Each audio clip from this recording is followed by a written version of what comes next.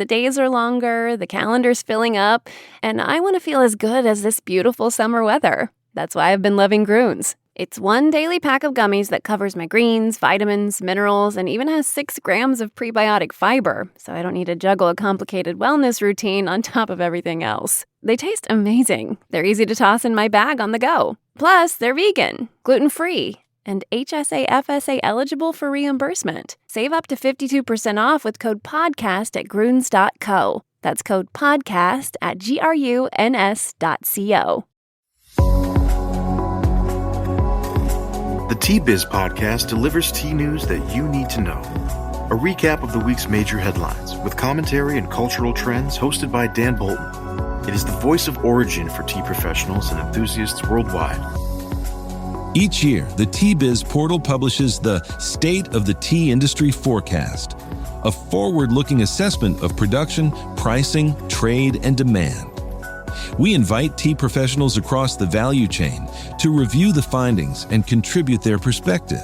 Your insights help refine the forecast before it is finalized on March 1st. Hello, everyone. Here are this week's headlines. Heatwave warning. El Niño becomes tea's climate stress test. Nepal tea factories reopen after 3 weeks, but export risk remains. And tea availability is not deliverability. Plus, Vietnam changing perceptions. Vietnam has long been a major force in the global tea trade, but rarely the center of conversation. As demand grows for specialty tea, matcha, and origin-driven products, Vietnamese producers are investing in quality, processing, and identity. Today's guest is Nguyen, CEO of Cusp. His mission is simple but ambitious: change global perceptions of Vietnamese tea while improving opportunities for the farmers who produce it. More in a minute, but first, this important message. What makes a perfect cup of Ceylon tea? The perfect cup is from the tea businesses that ensure the protection of all the children living within their tea estates. We salute Kailani Valley, Telawakili, Bogawanthalawa, Harana, and Eliptia tea estates. Support Save the Children, Sri Lanka. Western Europe is sweltering this week, and the tea trade should pay attention. More than a dozen European countries have faced high-level heat warnings. Bordeaux pushed into extreme triple-digit heat. Geneva opened cooling options for seniors. France, Spain, Italy, Germany, Switzerland, Belgium, and the United Kingdom have all seen disruption to schools, transport, public events, outdoor work, and energy systems. This is not just a European weather story, however. It's a tea story. Europe has been warming faster than any other continent. Heat waves are arriving earlier, growing stronger, and becoming more disruptive.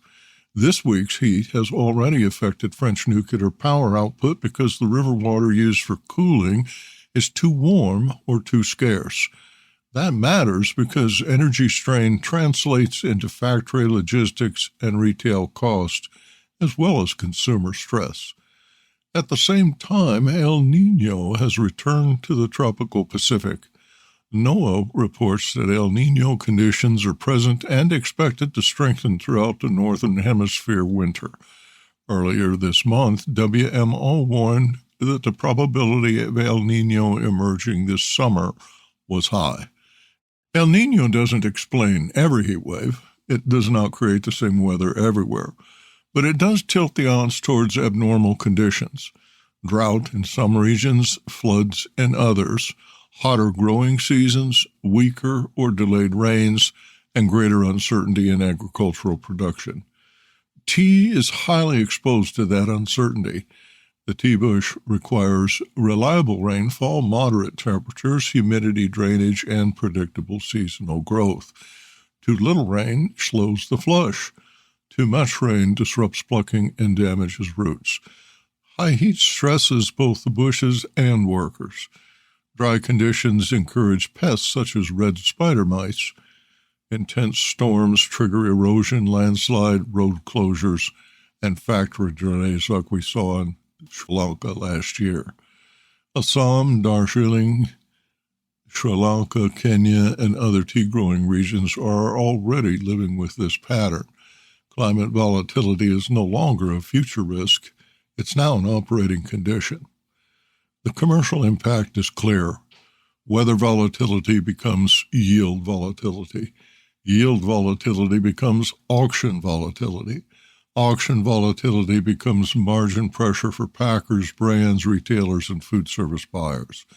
Quality also becomes less predictable. The seasonal teas are harder to schedule. The smallholders absorb risk first, but the cost eventually moves throughout the entire supply chain. There's also a demand-side twist. Europe's heat reduces traditional hot tea consumption at times while increasing demand for iced tea, cold brew, herbal infusions, hydration products, and ready-to-drink formats. That creates a paradox. Climate stress can damage supply while pushing customers towards new tea formats that require reliable sourcing of ingredients. Business insight. The implication for tea professionals is direct. Buyers need to diversify origin risk.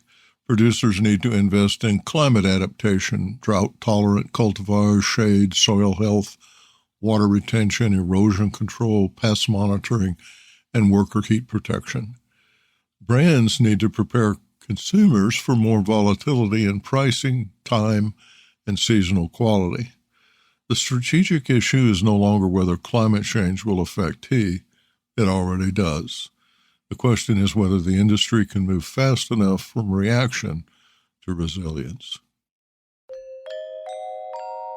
Nepal's tea factories are reopening, but the country's export crisis is not yet resolved. Tea processors in Yapa and Ilam shut down after India tightened import procedures for Nepali tea. The disruption began on May 1st when India's Tea Board introduced a new standard operating procedure requiring laboratory testing for every contingent entering India. Producers say the process caused a 15-day delay in test results and a fee of 11,500 rupees per truck. Exports were halted for 3 weeks. Indian authorities later agreed to random sampling, but exporters say the problem returned when samples were collected from warehouses and shipments were told to wait for test reports before moving. The impact was severe. Nearly 100 factories were closed. Forcibly, more than 100,000 workers and 30,000 farmers were directly affected. Losses were estimated around 20 million rupees per day. Now, after government assurances, factories are reopening. Industry representatives say 30 CTC factories in Yapa resumed operations Thursday, and factories in the hill districts were expected to restart within a day or two. But the reason for reopening is important. Factories are not reopening because the export problem remains unsolved. They are reopening because fresh green leaf must be processed. If the leaf is left unplucked or unprocessed, farmers lose income immediately and quality deteriorates quickly. Processed tea may still need to remain in warehouses until export procedures become predictable. Nepal's government has formed a high-level task force through the Prime Minister's Secretariat that includes officials from several ministries and agencies such as Finance, Home Affairs, Foreign Affairs, Agriculture, Customs, Food Technology, Quality Control Standards, and Metrology, as well as the National Tea and Coffee Development Board. The group has 2 weeks to recommend immediate, medium-term, and long-term solutions. This is the right direction, but it's only a first step. Nepal's tea crisis is not simply about India, it's about dependence. Nepal produces more than 20 million kilograms of CTC and about 6.5 million kilograms of orthodox tea each year. Much of that 27 million kilos of tea depends on India as a market, a transit route, or a commercial gateway. That gives India practical leverage. It also exposes Nepal to recurring border friction, testing delays, and pressure from India tea interests, especially in West Bengal. The lesson is clear. Nepal needs stronger testing capability, credible certification, traceability, origin protection, and direct access to global buyers. Nepali tea is of high quality. The challenge is building the trust infrastructure to match that quality. Business Insight. The reopening is not the end of Nepal's tea crisis. It is a pause in an emergency. The strategic work now is to make Nepali tea less dependent on a single border and more accessible to the world. At auction, tea may appear available. Kenya may report strong demand. Colombo may have volume. Buyers may have orders in hand. But in the current market, that does not mean the tea can move smoothly from origin to destination. Kenya is the clearest example. The Mombasa auction remains central to the global black tea trade, but shifts in stock levels, routing, and destination risk are redefining availability. Africa Intelligence reports that Kenya tea has continued to flow into Port Sudan despite a long-running blockade and embargo. That tells us two things. First, the trade adapts when inventories build, and second, alternative routes are not frictionless. They can add costs, delay, insurance risk, payment risk, and uncertainty. Sri Lanka faces a similar challenge from a different angle. Ceylon tea is available, but Sri Lanka's heavy exposure to Middle Eastern markets makes logistics unusually sensitive to geopolitical disruption. When shipping lanes are unstable, when war risk premiums rise, or when buyers in key destinations slow purchases, tea at auction does not automatically become tea delivered. Now add U.S. tariff uncertainty. The U.S. Trade Representative has proposed new Section 301 duties tied to the enforcement of forced labor import controls. The proposed tariff rates are 10% for some economies and 12.5% for others, including several important tea origins and processing hubs. These duties are not yet final, but they matter now because contracts, pricing, and sourcing decisions are being made today. For importers, the takeaway is practical. Do not ask only, is the tea available? Ask, can it ship? Can it clear? What route will it take? What will insurance cost? What tariff applies? And can the final customer absorb the landed price? For U.S.-bound tea, plan each scenario by origin. China, Japan, India, Sri Lanka, Vietnam, Taiwan, and Bangladesh all deserve close review. The tariff headline is only one part of the risk. The larger issues, uncertainty. In this market, success belongs to buyers who manage the entire chain from the auction hammer to the warehouse floor. Tea on offer has value, but only delivered tea has commercial value. Business Insight. The logistics lesson for tea buyers is simple. Availability is not the same as deliverability. The Week 19 Tea Price Report for the period ending May 8th is sponsored by the East Africa Tea Trade Association, EATTA, owners of the Mombasa Tea Auction since 1956. Tea markets closed Week 19 with the global tea trade still operating in a disciplined, highly selective pricing environment. Across the major auction centers, buyers remained active but cautious, with quality continuing to determine realization levels more decisively than broad volume demand. In Sri Lanka, stronger competition persisted for cleaner, high-grown, well-manufactured teas, while secondary descriptions continued to encounter resistance. North India maintained a firmer tone overall, particularly for dependable liquoring teas suited to blending and export programs. Mombasa remained orderly rather than aggressive, with buyers concentrating on consistent manufacture and value. Indonesia continued trading with a tighter orthodox-focused structure where smaller catalogs were amplifying quality effects. In Colombo, prices averaged $3.24 per kilo this week, up 3 cents versus the previous week. In North India, prices averaged $1.93 per kilo this week, up by 4 cents per kilo versus the last reported week. In Mombasa, prices averaged $2.23 a kilo, which was unchanged from the previous week, sale 18. In Indonesia, prices averaged $2.43 per kilogram this week, up 2 cents per kilogram versus the prior benchmark, reflecting improved support for orthodox teas and a tighter available supply. The broader market structure remained unchanged. Buyers continued to prioritize execution quality and blend reliability, while exporters remained disciplined because freight, financing, and energy costs continue to support pricing floors across the major origins. The result is a market that remains stable at the headline level, but increasingly differentiated beneath the surface. Premium manufacturers continue to maintain pricing integrity, while secondary teas face wider dispersion and more selective demand. That's the Tea Price Report for Week 19. Subscribe for free to the Tea Biz newsletter on LinkedIn for a detailed regional breakdown, 6-month trade signals, and a near-term outlook for Q2 pricing dynamics. And now, a word from this week's sponsor. Hello, I'm Bogdan, a passionate tea drinker and the inventor of the ultimate tea machine, the NEWSMAKER 1. Preparation is key to making fine tea. Sequential steepings deliver the best taste possible and unlock the true value of whole leaf teas and botanicals.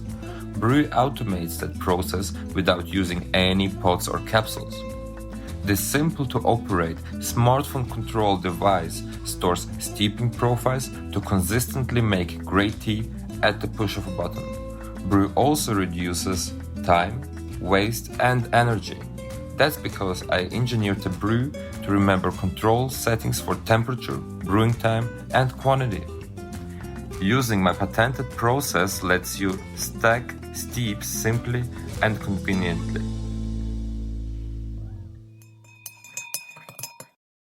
Vietnam has long been a major force in the global tea trade, but rarely the center of conversation.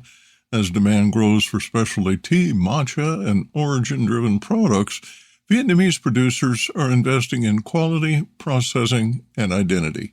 Today's guest is Nguyen, CEO of Cusp.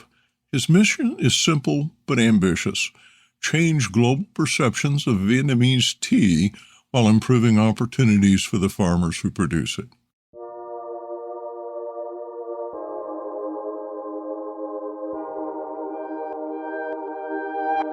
Vietnam has long been a volume player in tea, but that's changing. As demand shifts towards origin, clarity, and craft, a new generation is redefining what Vietnamese tea can be and how it's valued.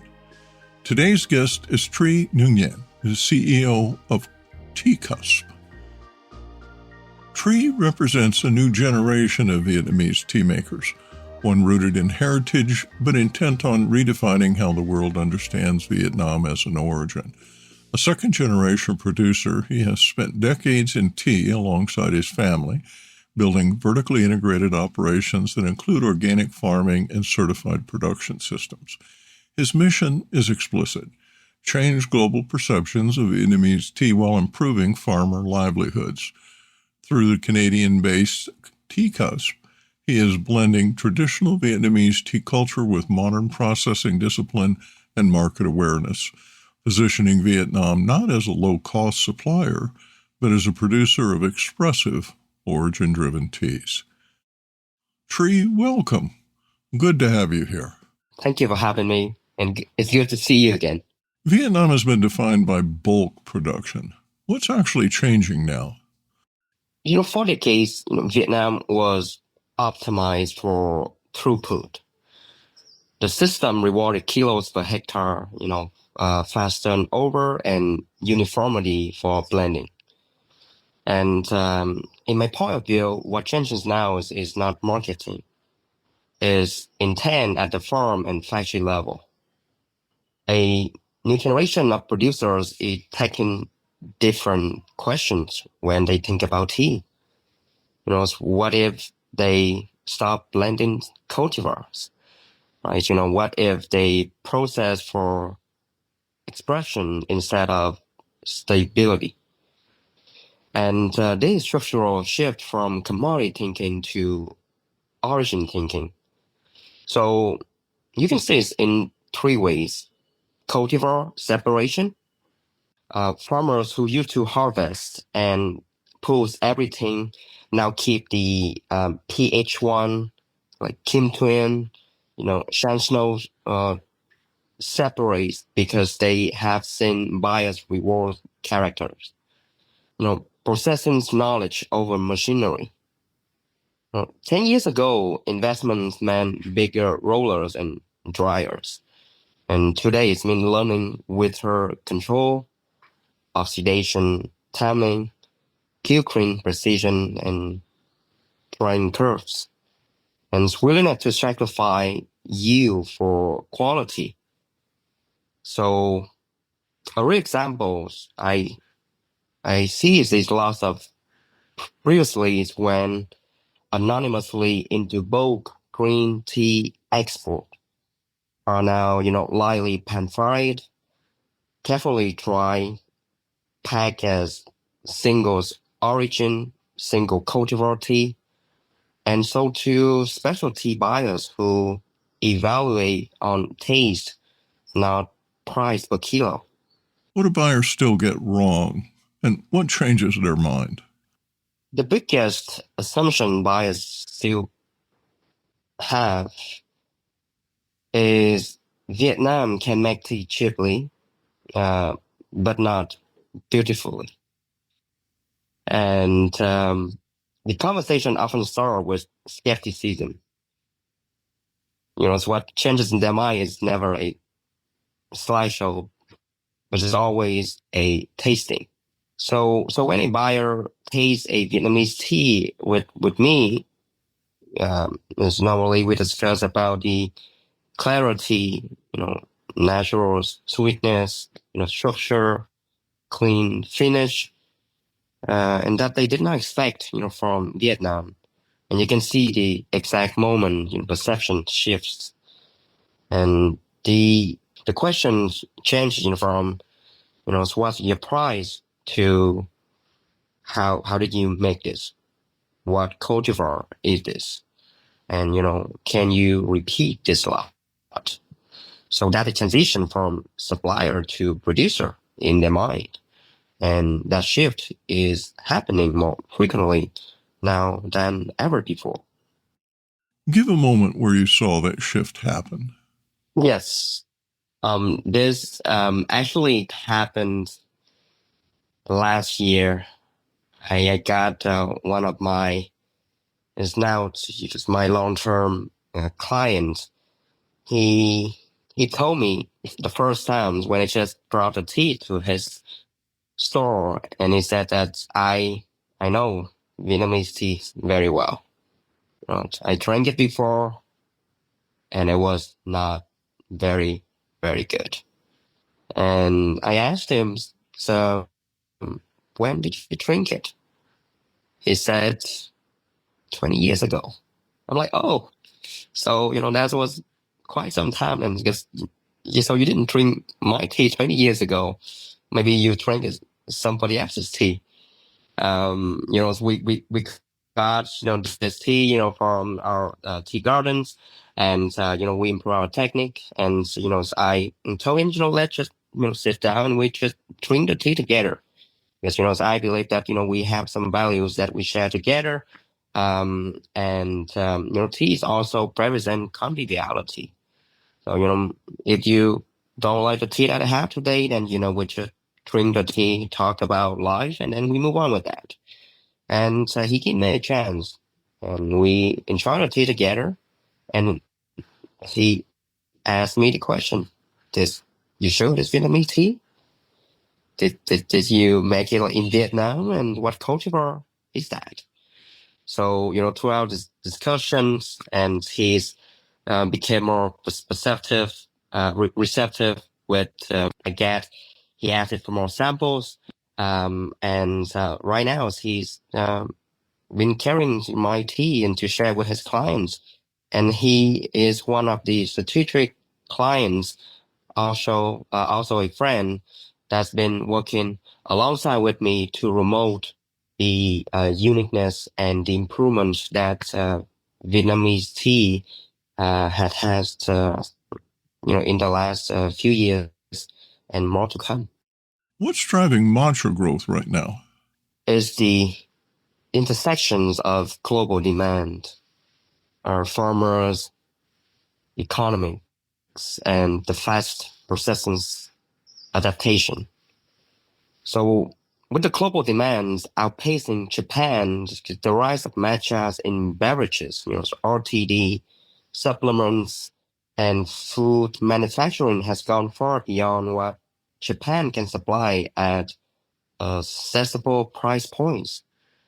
And buyers are looking for credible and scalable alternatives.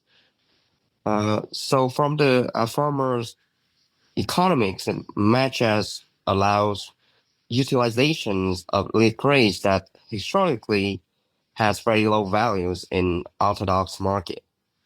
Suddenly right now a larger leaf, slight cosmetic defects, I would say, mechanical harvest can be turned into high values ingredients after milling.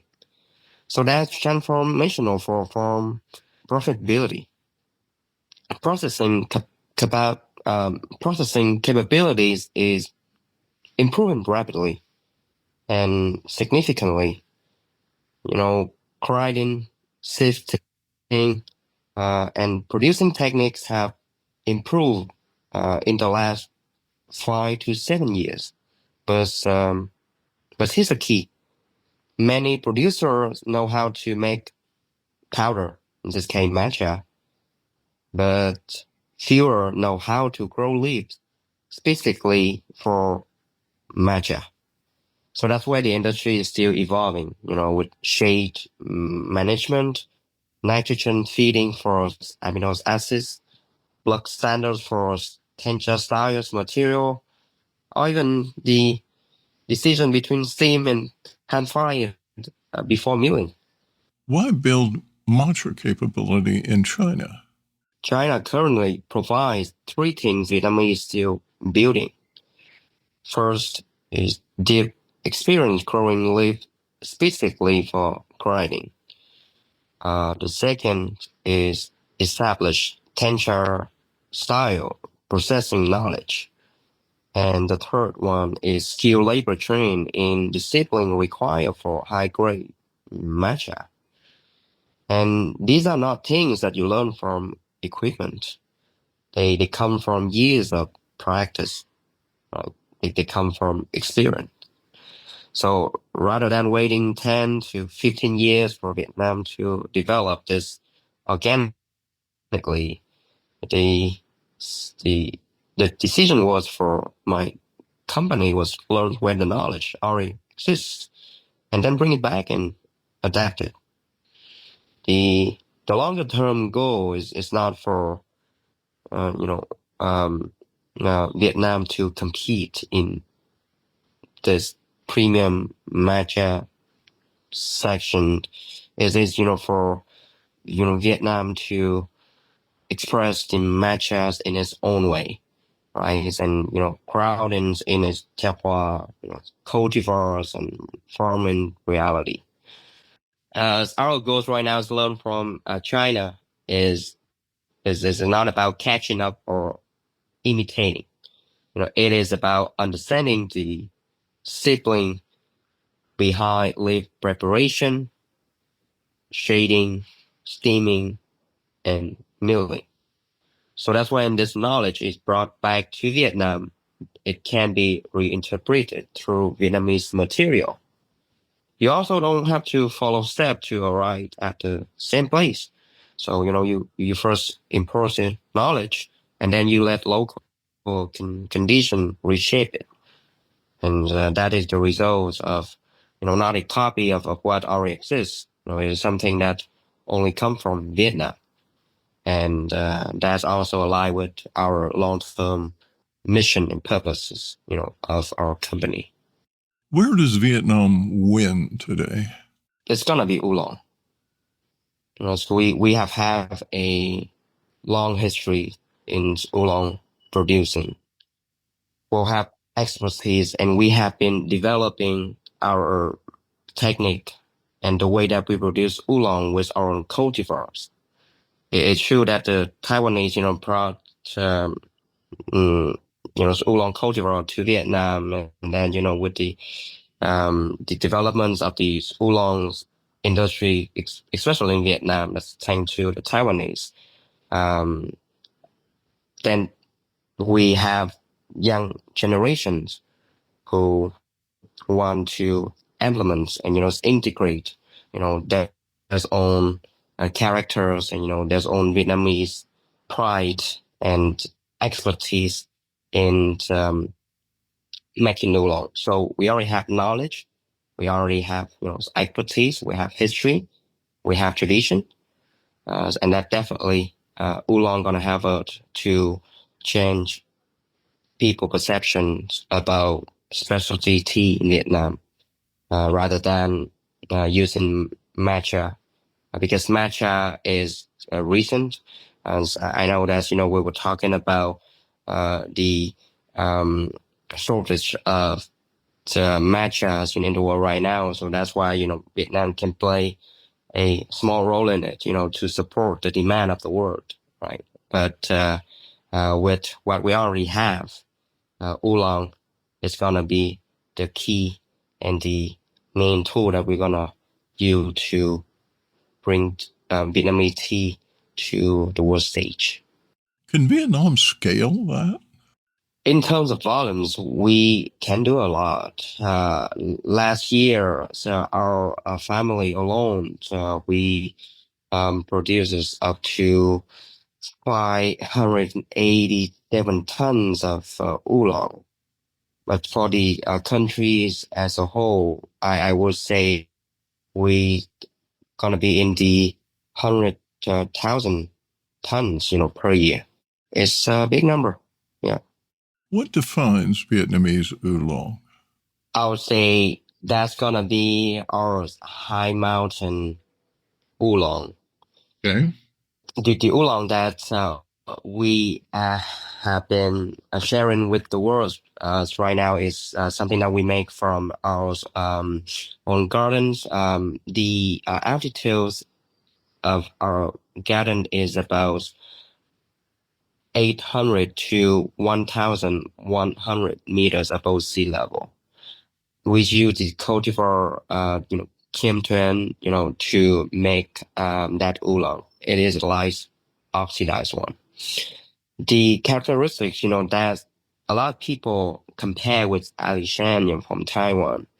When I bring the product, to see the tea lovers, so I don't compare it with any tea from around the world.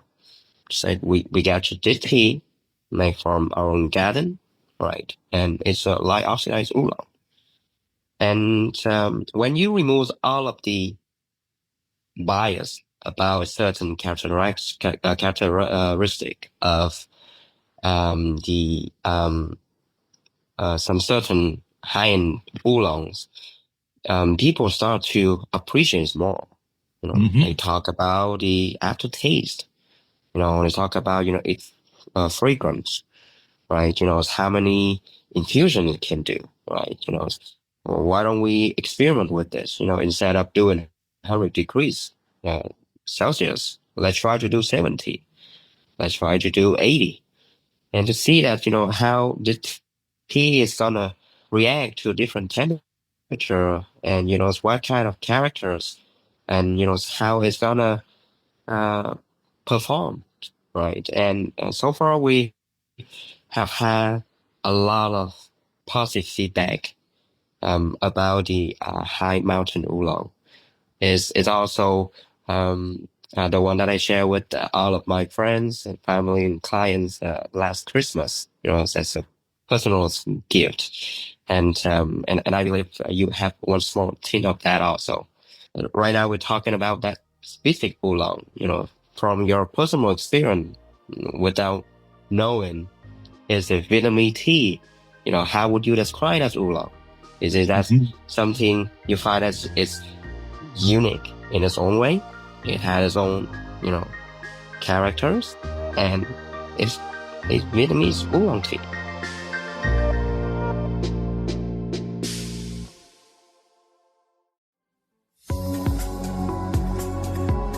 Intrigued by what you heard in today's podcast?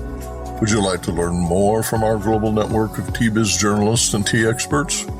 Remember to visit the Tea-Biz website for more comprehensive coverage. That's www.t-biz.com.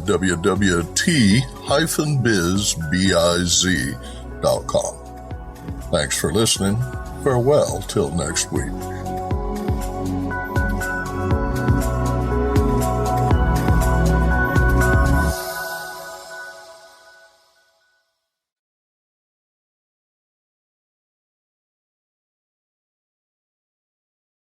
Produced by Adavita Studios. Connect your voice to the world.